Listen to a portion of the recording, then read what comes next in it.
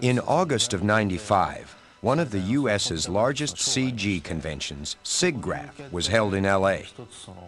At that time, we were not sure what the next generation RPG game should look like. So, as an experiment, we created a CG-based, game-like interactive demo to present at the show. It focused on battle scenes that were 100% real-time and polygon-based. This became the seed of Final Fantasy VII, and it was then that we decided to make this a CG-based game.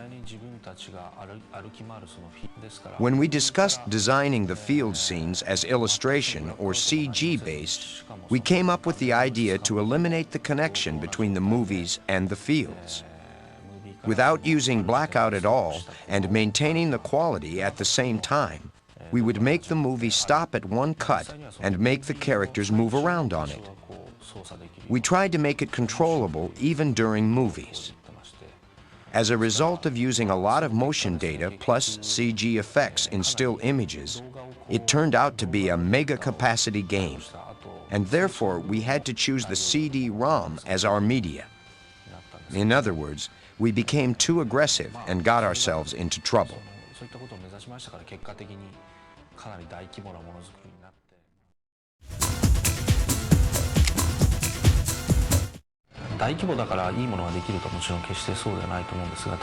A larger developing team will not always create a better game. But when a project moves onto a scale such as this, you get to spend a lot of money and work with a highly qualified staff. We were able to use many high-end machines and work with a staff of approximately 100. And I believe this was one of the largest game development teams in history. As a result, the final game generates a tremendous amount of energy. My theory is this: if one person creates a game, it can be a racing game or anything, or 10 people create the same game, the one created by 10 people will be much richer in scope.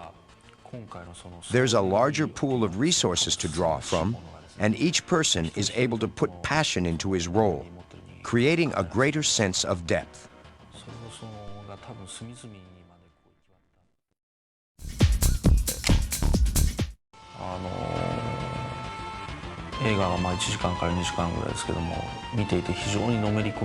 It is easy to get emotionally involved with both films and games, although in different ways.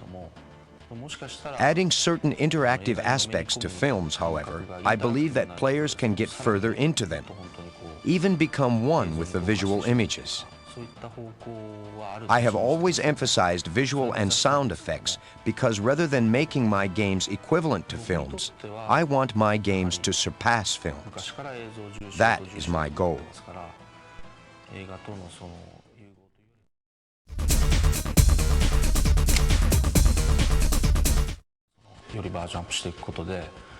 Without changing the basic gameplay, the visual and sound effects have been significantly enhanced, further drawing the player's emotions into the game. One-way RPGs force too many images and too much sound on the players, robbing them of the feel of control. In order to avoid those responses, we did extensive research during Final Fantasy V and VI on how to make the players feel interactively involved in the game while upgrading the visual and sound effects. The results of this research are reflected in Final Fantasy VII.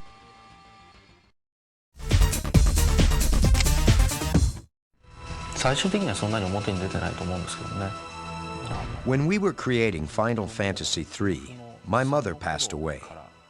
And ever since, I have been thinking about the theme, life. Life exists in many things.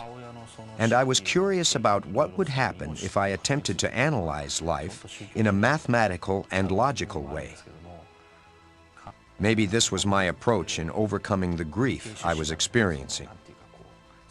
This is the first time in the series that this particular theme actually appears in the game itself. See if you can spot it.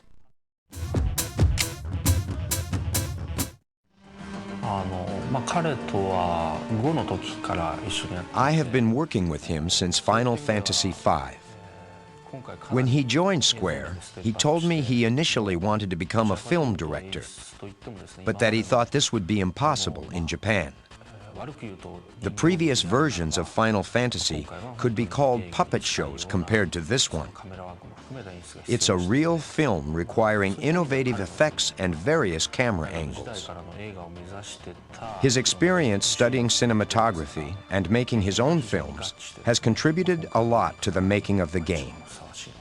He is the director of this game.